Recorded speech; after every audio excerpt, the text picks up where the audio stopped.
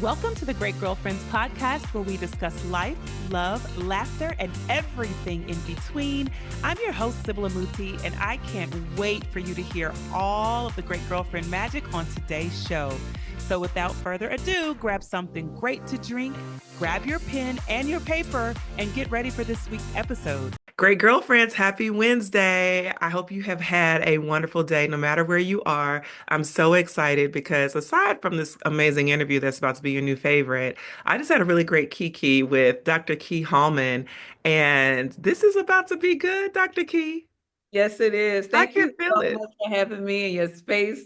I know this is sacred, and so I'm delighted to sit and talk with you today and to immerse myself in your world and this beautiful community that you built. Oh, I appreciate that. You know what, Dr. Key? I woke up last week and I was like, wow, it's been 10 years. Wow. 10 Wow. years of podcasting. That's Whoa. incredible. I know. Congratulations. Thank you. I need to celebrate it more. I got to figure out my celebration, but thank you. And what I have been gifted across these 10 years has been relationship with some of the most amazing humans on the planet, such as yourself. And Mhm. I have told everyone I am so honored because I feel like I always get planted with the right people at the right time in the right way. So it's not by chance that we are here in celebration of who you are, your new book. Black History Month. Women's History Month is approaching next month. Um, a really cray-cray culture in politics, if I do say so myself. Just Mhm. so many shifts where I feel like if you are in the right headspace, you can really help people move mountains. Mhm. And I think that's what this book and the intention of the work that you do is to help people move mountains. Yes, absolutely. And to understand our power. Oh, yes, Yeah. understand our power. Mhm. Okay, speaking of power, here's an Yes. icebreaker. You ready? I'm ready. What's the last guilty snack you had to say no to? Oh my goodness, probably some banana pudding. That's my Mm. favorite dessert. Oh, it was banana pudding. I was out having dinner and banana pudding was on the menu and I was like, "Oh no, no, no. No, no, no. I can't do it. I'm not doing it." But banana pudding give me every time, but I was able to resist. Job. Good job. I love that. What's the last show that you watched and loved? I'm currently the last show that I just love was Queen Sugar. I Oh, yes. loved Queen Sugar. I just thought it was phenomenal Yeah. writing. The directors were phenomenal. The intentionality, the cinematography was just absolutely beautiful storytelling. I'm currently watching, I think it's Paradise. I just started watching Yes. that last week Sterling or K. so. Brown. Oh my goodness, I am enthralled. I Okay. I'm enthralled in it. It is really good, but a show that just I was enamored by was Queen Sugar. Yeah, I love that one. I missed that franchise actually. I was like, oh my God, that show, the texture, the feeling, it just felt like a blanket with lemonade and a good book. It was just so Yes. soul soothing. Yeah, that's a good one. Okay, last text you sent and why? Last text I sent, And why? yes, I sent a text to my sister today. Okay. I was just giving her an update on how everything is going for the book tour. And she's always it's my big sister. She's always just so excited. And she's Oh, the ultimate cheerleader. So I had to give her an update on some good news. And again, she's such the quintessential big sister. So I was really excited to share some news and get all that love that I felt coming through from her response, oh, that's so sweet. I love it. What's her name? Yolanda. Okay, shout out to Yolanda. We Oh, appreciate Yolanda. you. All right, so let me get into this. Dr.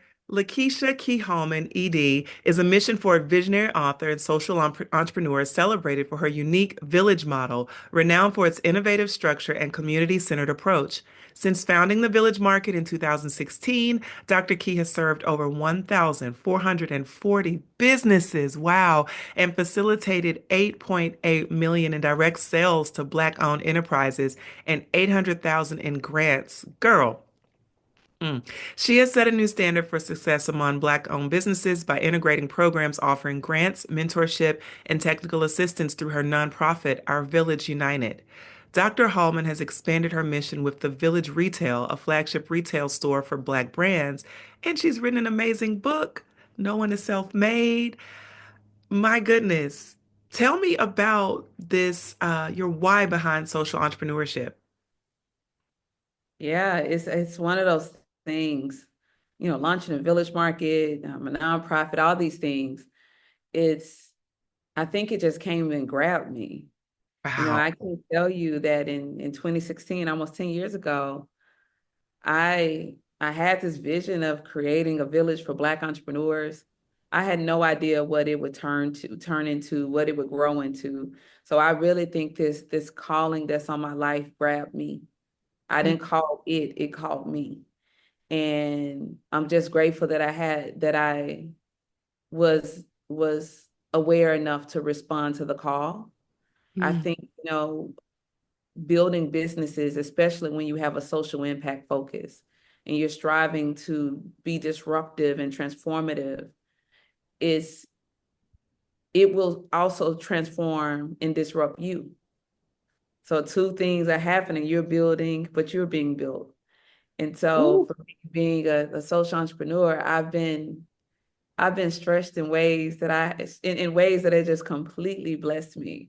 It just opened me up to understanding the expansiveness of what happens when you answer the call on your life. But I'm on a mission not just for our communities to be economically liberated. I'm on a mission for us to for our collective consciousness to rise and for us to begin to build and understand in the co-building we will be able to actualize something transformative for this generation and next. Mm. That is so good. For the woman who's listening, who's like, yeah, I feel grabbed, but I didn't have anything to hold on to. What did you have in place? How did you know you could say yes? Oh, that's a great question. So I am all for people who still have full-time jobs. I am not one to believe that everybody's meant to be an entrepreneur. That's not how this works. What we need is people to understand that there's purpose in all things, and Yeah. that your purpose is to work a 9 to 5 and you feel illuminated, you feel that your gifts can be used, then that is a purposeful place that you're occupying. Hmm. So as I was building the Village Market, I was still working at the Georgia Department of Education. Mm. And I think that I was able to say yes because I was anchored financially into something as well. I don't know if I didn't have my full-time job, if I didn't deeply care about education, I don't know if I would have been able to say yes to it because I would have been afraid about my financial security. Hmm. Um, I didn't jump out the plane hoping the parachute was open. I just subtly started jumping, making sure the parachute was open, and then I started just floating. Hmm. Hmm. And so I say for those who say, when do I know the moment is ready? I worked myself out of a job. Hmm. But for Oh, some girl, people, you just said something major.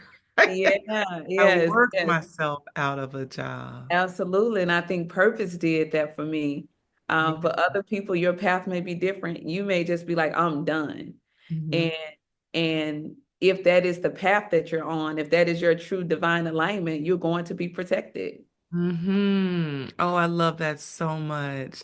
So when we start talking about this village model, Yeah. and you being called to help us build out an ecosystem where our businesses can be co-built and sustained, and then having this marketplace and having this nonprofit and moving $8.8 million into Black-owned businesses and 800,000 in grants. Tell me what this model was when you started and where it is now. Like when your mindset, when you said, "Oh, I'm starting this model," and where you are sitting now Yeah. about that journey. It's amazing the impact that it has had. But when I first started the Village Market in 2016, I wanted to create a beautiful community space, a gathering Hmm. where Black entrepreneurs could have those that would become their customer base. I Hmm. couldn't give entrepreneurs the capital, that 800,000 that we've been able to do in the last 3 years to entrepreneurs. I was in no place to be able to give grants, none of that. Hmm. Even some of the big partnerships that we had, none of this existed. Wow. Hmm. In the foundation of the creation, I was like, I'm going to build the village. and I'm going to make sure that entrepreneurs have people who are excited about their products Yeah. and not just become their customer one time. I was trying to create a lifetime cycle because Yes. that's how we sustain our businesses. Yes. Like, That's the I wanted to, tide. That's yeah, the, that's the that's time. the soldier's cough. Yes. Yes, 100 yes, that's years. the Folgers Legacy coffee. brand. Absolutely. Yeah. Yes. That was the first goal. And I wanted to make sure that the marketplace was an elevated experience. Because in order to tell people that this is different, it has to feel, look, the aesthetics have to be on point, the Yeah. mission has to be clear, the brands have to be ready. I had to build an experience. Mm-hmm. And that is my job. My very first assignment was to build the experience. And I knew that everything will come after that will follow, but I was just obedient to the first assignment. And Mm. that first assignment was to build this marketplace and to make sure it's an unforgettable experience. Oh, I love that. So, listeners, unforgettable experience is a big part of it because that's what makes people come back and want more and say, what else does she say? What else she got going on? Who can I tell about this? Because what people don't understand is honestly, people are putting their reputation beside your brand. So when I put my word next to the Village Market and endorse it, it's a reflection of me, my aesthetic, my experience, expectations. So it's very important that that brand have that cohesion. Yes, Very yes. okay. So now let's go Village Market, Village Retail, Village United, the Village List. Support is a verb. 310 Studios and come on. This is an expansive space. Of all the things that you've built, what are you proudest of? Most Uh, proud of? Most proud. Oh, I can't pick one. Oh my goodness. What's the What one about that you go, that's my baby? Village Market is totally my baby. Okay, okay.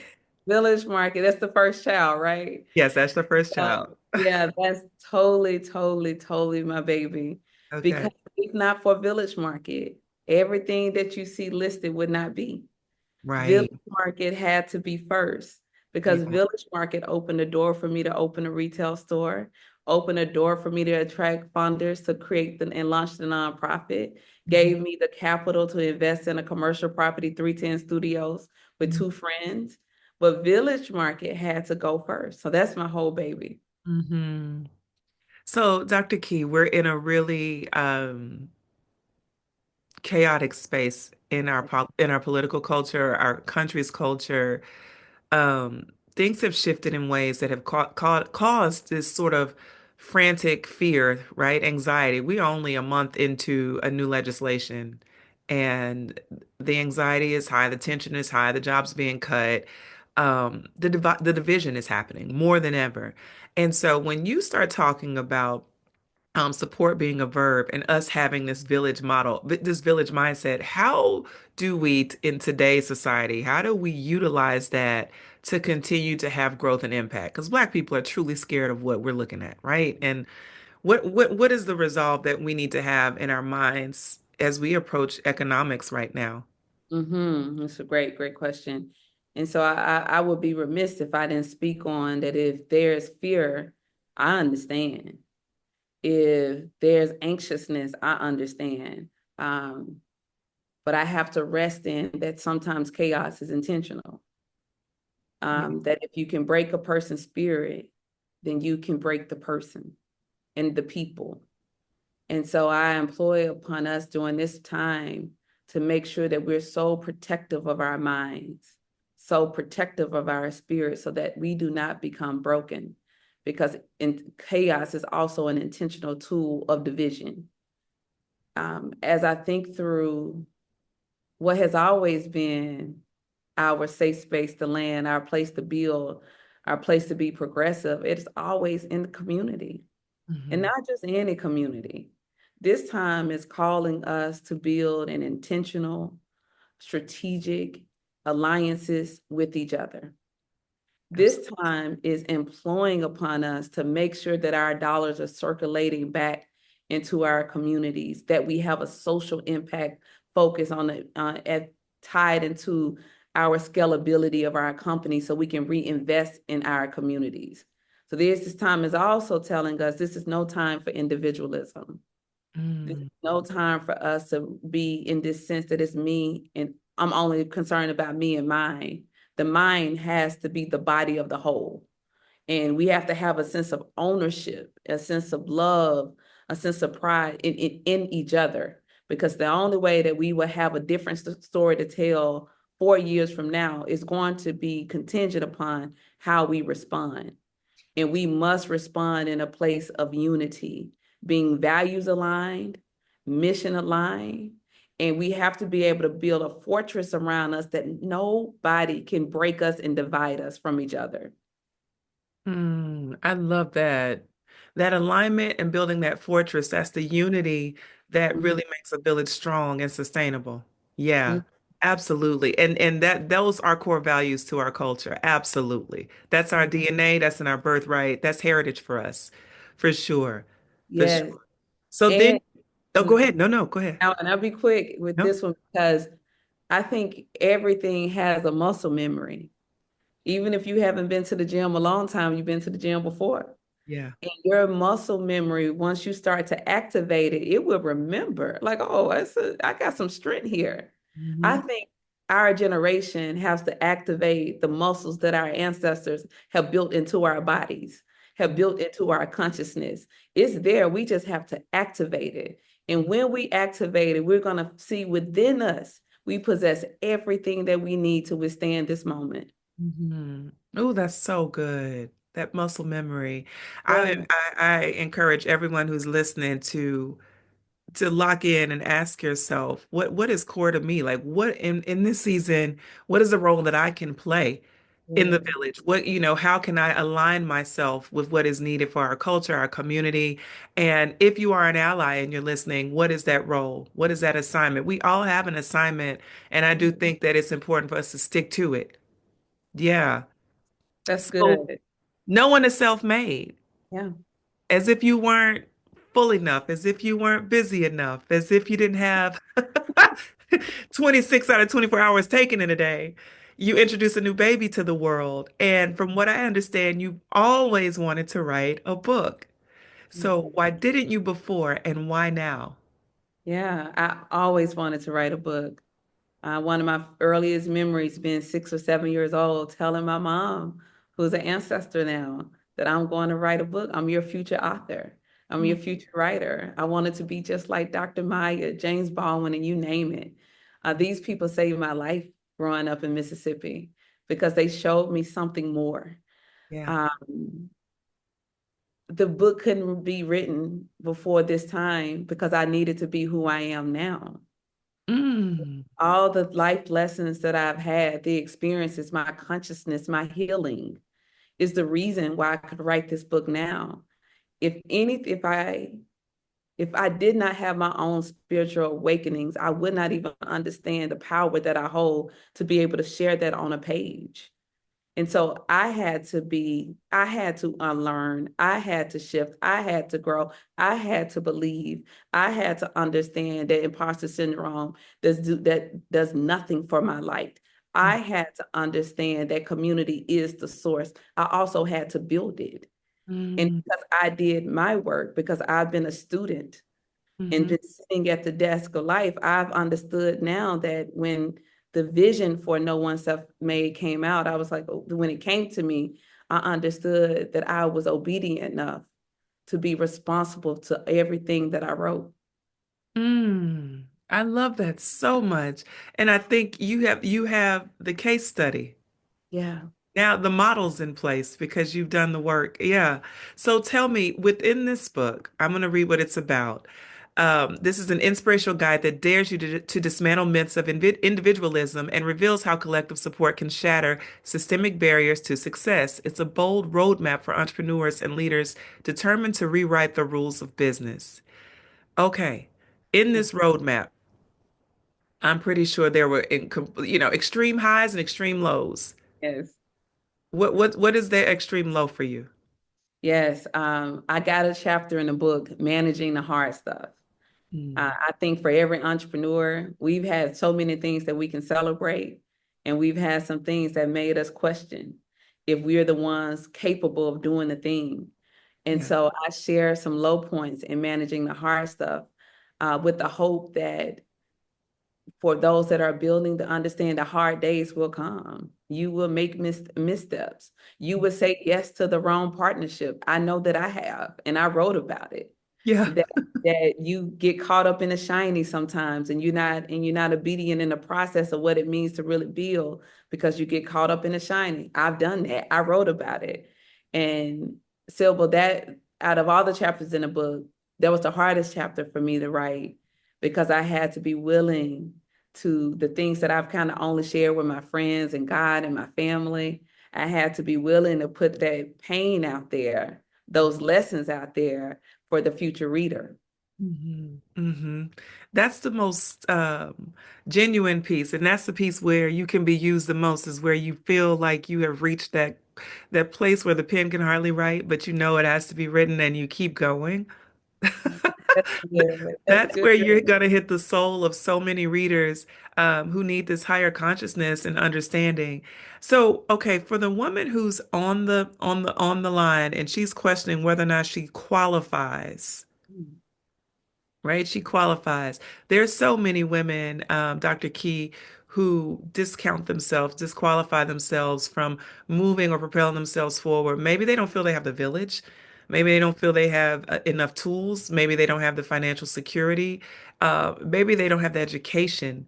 But they have a whole lot of passion and a whole and they have definitely been grabbed and called, but not the confidence. What would you say to her? What would this book do for her? This book will remind you of your power.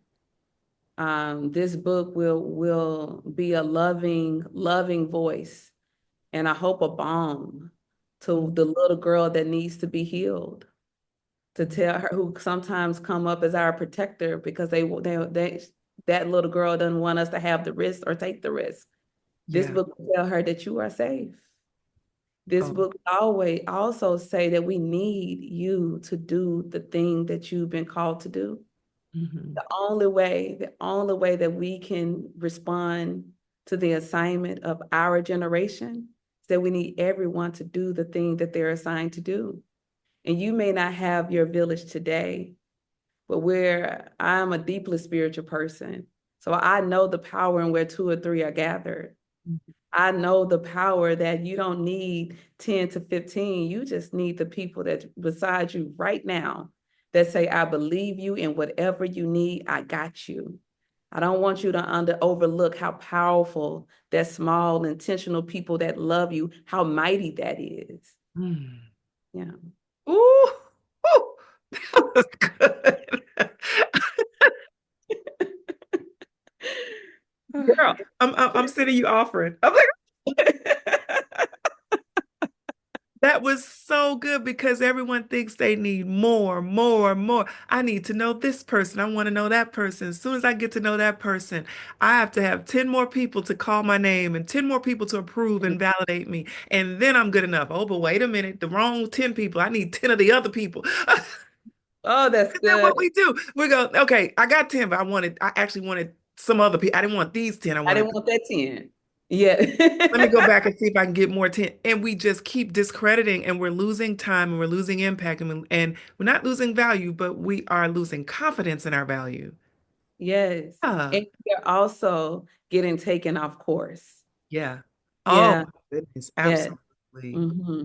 Absolutely. So we are living in a world where social media shows us that people are self-made, Dr. Key. People are out here, you know, gramming it up. I mean, let the internet tell it.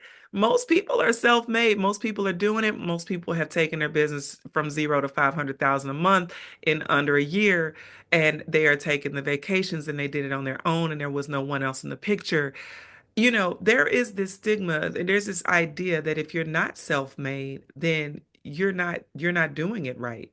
Have you seen or felt that and experienced that in our culture? Yes. Yeah. Yes. Chapter 1 is dedicated to self-made being a myth because Mm, even while you're out on vacation, who holding the phone and making sure your angles are right? There is somebody that's always holding us up. that's Even right. if they're in the background, there's always people. And what I do know, because individualism is ingrained in the American culture, and we've adopted this construct. I Mm, do know that people are striving to say, I have worked hard and I need you to understand how hard I've worked. But I want to say the more powerful story in how hard you work is your ability to work with other people, your ability to bring other people in and to give them thanks and acknowledge them. That is where the real power is. Because the mm, story is not all that you did by yourself. The yeah, story is how you can get people of like minds to join you, to yeah. be a part of the thing that you said that you are building and believe in it. That is the story. And if Hmm. we don't lift those people up, we begin to erase critical people who are the very testament of why we are and who we are and what we are. Hmm. So when you think about those critical people in your life and your great girlfriends and your Yeah. supporters, I know we talked about your sister. Hey girl, hey. Who are those people for you? How did you know they were for you? Yeah, it's a feeling that you get. I don't, and I know You're the list. smiling, by the way, as you Yeah, think about them. That's the best. yes, because we know the people that ride for us. Yeah. It's the people that remind us exactly who we are in when the days that we forget. Our friends have a way of affirming us and like, girl, you must have forgot today. So let me tell you who you are. And it's also the folks that you don't have to always be your best self in front of, Yeah. that you can come when those hard life lessons have hit you. And there's no place of judgment, there's only open arms of love. Mm. So when I think about like my best girlfriends and my best guy friends, it's too many people to name. I am so well loved. I am Ooh, so well loved yeah, because I also know how to love. that part, Yeah. that part. That part. I've learned, Dr. Key, and I know we got to go in a minute, but I've learned, biggest thing that I've learned in recent years, as someone who is abundantly love, I don't lack love. It's not a love I lack right now. I like it's just full. Mm. Um, Yeah. I don't lack love, and I'm so honored and blessed to receive love from the people that I receive it from in so many different ways. And sometimes in my life, I'd been so strong at giving love and not so strong at receiving love. So, right? So, in our moments of inadequacy, it's because we haven't opened up our capacity to really receive the love that's in front of us. And when we do, we are able to produce what you've been able to produce, and your life's fruit is a real reflection of how much you can receive love because you operate from that strength. And it gives you courage in weak moments to do the things that feel impossible, such as write this book that's been on your heart. Like it's been in your mind, and then it hit your heart over your lifetime, you know? Yes, Uh, yes, yes, yes. I have So nothing to say to that, but yes. yeah, it's one of those grown lessons. All right, this has been wonderful. I could keep you. I probably just had to bring you back. I had to bring you back because I just feel like there's so much more beyond what we've talked about today. But I need everyone to grab the book, and we're going to gift out 5 books. If you're listening and you want to receive the book, we're sending out complimentary copies in support of our author. You can email welcome@thegreatgirlfriends.com. Put "No One Self-Made" in the subject line, and put your address in the body of the email, and we will ship the book to you. Dr. Key, where can they find you? Where can they connect? Where can they learn more? Yes, for all those that's hanging out on social, Dr. Key Hallman on all platforms, Lakeisha Hallman on LinkedIn. Want to learn more about me is drkeyhallman.com. I Sybil, you are amazing. You Thank you. are too. I Thank you. appreciate you. Oh, it's such an honor to meet you. This was good for me. Thank you. You're so welcome. Thank you. I can't wait to hug you in person one day. It's gonna be tight, girl. Get ready.